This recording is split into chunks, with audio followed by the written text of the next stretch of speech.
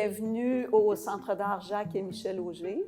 Nous accueillons présentement une artiste d'origine mexicaine, Estela Lopez Solis. Bonjour Estela, bienvenue à Victoriaville. Bonjour Dominique. Tu es originaire de Mexico et tu as eu ta formation en art visuel au Mexique où tu as exposé à plusieurs occasions. Et depuis 11 ans, tu habites au Québec. Et quand on se parlait hier, tu me disais que les arts textiles, la broderie, les travaux à l'aiguille, ça ne faisait pas partie de la tradition familiale chez toi. Effectivement, je pensais à ça et dans ma famille, il n'y a pas cette tradition de broder, de orner les objets textiles de la maison, comme on faisait souvent avant, surtout les femmes, pour être accompagnées de cette beauté dans la vie quotidienne. Mais je pensais à ça et je me dis, la couture était quelque chose qui avait rapport à la réparation des objets textiles d'usage quotidien qui étaient décousus ou brisés en quelque sorte. Et alors, je me demande si mon travail, ce que j'ai fait, ce n'est pas aussi une sorte de réparation. C'est-à-dire que de broder, je brode des mots, et je brode des mots qui expriment parfois une douleur émotionnelle, une certaine angoisse, une certaine inquiétude. Je me demande si ce n'est pas une façon de réparer cette douleur, cette angoisse. Donc, tu as commencé à pratiquer la broderie pour réaliser ce projet, pour partager cette expérience-là. Tu aurais pu le faire avec le dessin ou d'autres médias. Alors, l'exposition présente deux séries d'œuvres. Une série en broderie. C'est des thés d'oreiller que j'ai brodés à partir de phrases qui ont été recueillies lors de différentes sortes de conversations, parfois dans des contextes d'exposition, parfois des conversations que j'ai eues avec d'autres personnes dans la vie. Et je présente aussi une série de gravures imprimées sans encre, c'est-à-dire où l'impression, ce qui nous montre, c'est un relief sur les papiers créé par la pression que la presse exerce sur cette matière. Et il y a aussi une œuvre sonore qui occupe l'espace, qui crée une ambiance, qui consiste à des phrases qui sont répétées, une sorte de litanie, des phrases aussi comme on les retrouve dans les autres œuvres qui sont exposées. Et il y a une intervention en dessin-écriture que j'ai fait dans la vitrine, dans les halls d'entrée du centre. Alors, on peut dire en quelque sorte que le fil conducteur entre ces trois séries se trouve dans la subtilité de cette présence des mots, parce que tu parlais de broderie sur les thés d'oreiller, c'est brodé en blanc sur le coton blanc des thés qui sont des thés usagés. Et tu parlais de mots qui sont gaufrés, donc presque invisibles. Il y a comme quelque chose de secret un peu. Est-ce qu'on fait un lien à ce moment-là avec la notion de secret ou de confidence? Oui, justement, comme ce sont des mots qui m'ont été partagés lors des conversations à caractère intime, avec justement ce sens de confidence, et comme cela exprime aussi une vie intérieure très personnelle, ces phrases ont été brodées blanc sur blanc afin de les faire apparaître, disparaître dans la matière blanche de l'objet textile. Alors, il y a cette recherche du presque imperceptible, du presque invisible, mais présente. Et je souhaitais aussi dévoiler avec subtilité les mots qui m'ont été donnés. Autant dans le travail textile que dans le travail gravé, imprimé. C'est vraiment intéressant et ça m'amène à me poser la question du lien que toi, tu entretiens en tant qu'artiste avec le féminisme d'aujourd'hui, parce que ta pratique m'apparaît quand même profondément féministe, mais peut-être même plus largement humaniste, parce que, évidemment, toi, tu utilises des mots et des adjectifs qui sont mis au féminin, mais ça pourrait être des confidences de n'importe qui.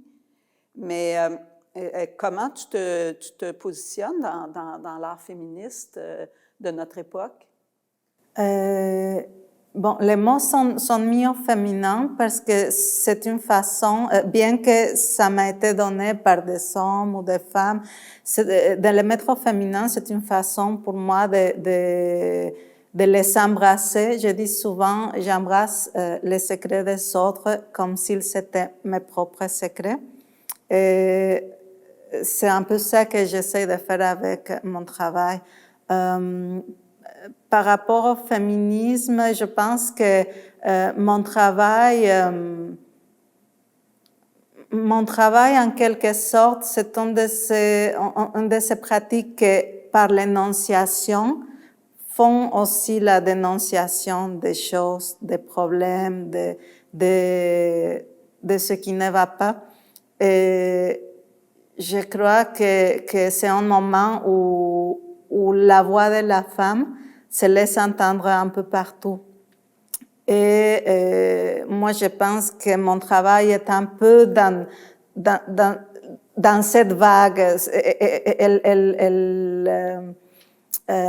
Mon travail fait partie de tous ces mouvements. Je pense qu'il y a beaucoup de choses qui sont en train d'émerger. Et j'essaie aussi de dévoiler des choses d'une façon subtile et d'une façon... c'est important pour moi le respect de l'intimité. Alors, c'est pour ça que ces mots ont été délestés de tout ce qui est anecdotique, parce que c'est, je pense, le côté anecdotique d'une histoire qui pourrait blesser quelqu'un en étant dévoilé. Alors, j'essaie d'aller chercher ce qui me semble l'essence d'une histoire, d'une émotion, qui est en même temps quelque chose avec laquelle tout le monde peut faire une connexion, une projection, se mettre en rapport. Alors, dans ce sens, je suis d'accord avec toi que ça pourrait toucher aussi à un certain humanisme. Ah oui, c'est intéressant. Mais tu fais non seulement une exposition ici au Centre d'art, mais tu es aussi en résidence. Et je suis ici installée comme je m'installe dans mon atelier. Alors, je travaille, je brode, je réfléchis, j'écris un peu. J'ai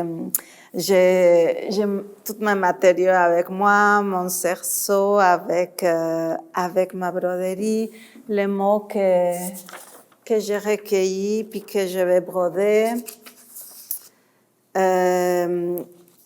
Et puis, toutes sortes de matériaux. Et ici, je suis aussi à l'accueil des gens. J'attends que les gens arrivent pour pouvoir échanger avec eux. Et ces rencontres, c'est une finalité en soi-même. Échanger autour de mon travail, me présenter moi comme artiste, présenter les œuvres qu'on voit. Et parfois, lors de ces conversations, on attend certains registres d'intimité où les gens vont parfois me partager des choses de leur vécu. Et c'est à ce moment que les personnes énoncent des choses qui me touchent de façon personnelle, des mots que je vais retenir et qu'à la fin d'une conversation, je vais demander à la personne, est-ce que tu peux est-ce que tu veux me donner ces mots, ces phrases pour éventuellement peut-être faire une broderie, un dessin. Jusqu'à ce moment, les gens ont dit oui, toujours. Et puis, ce qui est le plus enrichissant pour moi, c'est quand les gens arrivent ici, ils lisent mon travail, ils voient ce que j'ai fait et ils commencent à l'interpréter et à me partager ce qu'ils pensent sur mon travail, mais aussi à tisser les phrases qu'ils viennent de lire, les œuvres qu'ils voient ici avec leur propre histoire. Et c'est ce moment qui est pour moi un trésor. Tu vas être de retour parmi nous au Centre d'art en résidence à nouveau du 24 au 27 mars, vers la fin de ton exposition. Donc, les gens pourront encore venir te rencontrer à ce moment-là en résidence. Mais j'aimerais que tu m'expliques la différence entre visiter l'exposition alors que tu es en résidence puis la visite de l'exposition en n'importe quel autre moment de sa durée. Je pense que c'est deux expériences très différentes. Quand je suis ici, il y a ce moment de partage, d'échange.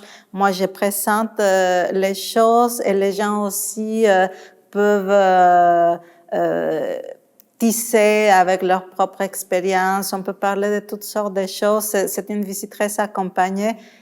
Mais je pense que c'est important de voir cette exposition aussi toute seule. Venir écouter, voir dans le silence, vivre les qualités qui offre cette exposition au niveau sonore, au niveau visuel, au niveau de la lumière. C'est une autre expérience et je pense que c'est important de la vivre en solitude. C'est un travail qui a beaucoup de rapport avec la solitude, alors je vous conseille vraiment, je vous invite vraiment de venir voir l'exposition toute seule.